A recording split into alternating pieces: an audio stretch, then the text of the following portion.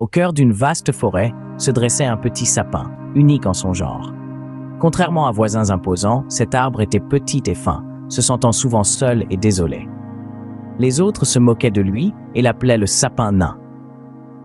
Un jour, un groupe d'enfants entra dans la forêt, leurs yeux pétillaient de joie pour la saison festive. Ils étaient mission pour trouver le sapin de Noël parfait. Ils observaient les arbres imposants, majestueux dans leur stature, mais il manquait quelque chose. Il leur manquait le charme que les enfants cherchaient. Puis, comme un joyau caché attrapant la lumière du soleil, ils repérèrent le petit sapin. « Regarde ce petit arbre !» s'écria une petite fille, ses yeux grands ouverts de joie. « Il est si adorable !» Le cœur d'approbation résonna dans la forêt. Avec soin, ils coupèrent le petit sapin et le ramenèrent à la maison, leur précieuse trouvaille. Le petit sapin ne pouvait contenir sa joie. Il avait enfin trouvé une famille aimante.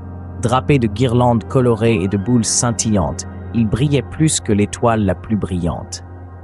La veille de Noël, les enfants se rassemblaient autour de l'arbre, leur voix remplissant l'air de chants joyeux. Leurs visages rayonnaient de bonheur, ravis de leur trouvaille parfaite pour la célébration.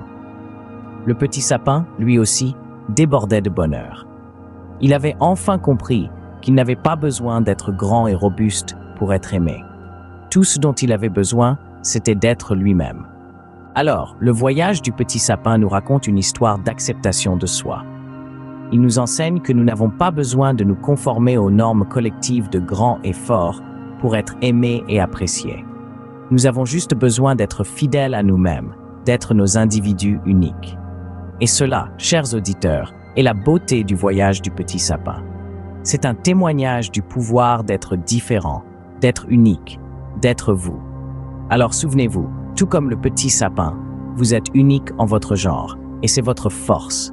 C'est pas une question d'être le plus grand ou le plus fort, c'est une question d'être vous-même.